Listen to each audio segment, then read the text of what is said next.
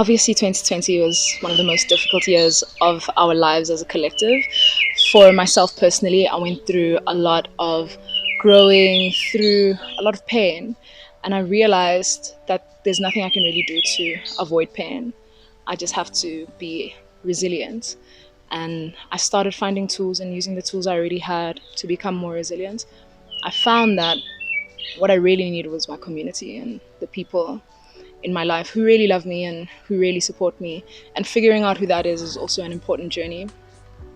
And even within that community, there are still stresses and anxieties in terms of dealing with other people and also your obligations and responsibilities to other human beings. That is a stress, that is a pressure, but it's something that gives me peace when I know I'm investing in another person and when I know that I'm building a relationship. And I find that when I relate in the same way to my natural environments, I also get rewarded, because when I'm in nature, I feel supported and I feel aligned and I feel balanced. So when I am super stressed, I do my best to put my feet on the ground, on the actual ground, not tile or wood, earth. And I try and appreciate the beauty of the greatest design ever. And that's just something that inspires me, because I love nature and I love spirituality and I love the arts, and I see the material world and the immaterial world come together in this space. What I have to emphasize though is that everybody has a different journey to wellness and everyone has a different journey to being well. So I have to meditate, I have to exercise, I have to make art, and I have to see people. We're not all the same. We don't all have to do that. But it's an important journey to find out what it is that you do have to do. And it's evolving as well, because I'm not the same person that I was last year and I don't even need the same things.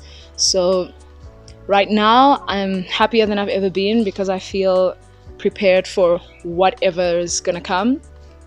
I'm also very aware that I still have a long journey in terms of dealing with my past and really preparing myself to be the kind of person I want to be in my greater community and in the world at large.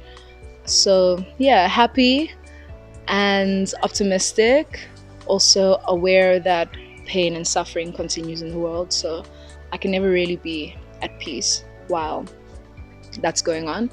So it's just balancing those things, and I think that's where anxiety and stress come from, to be perfectly honest. It's the inner you that knows love, that knows compassion, that knows generosity and abundance, coming into contact with the real world, which is struggle, which is pain, which is suffering, which is sacrifice.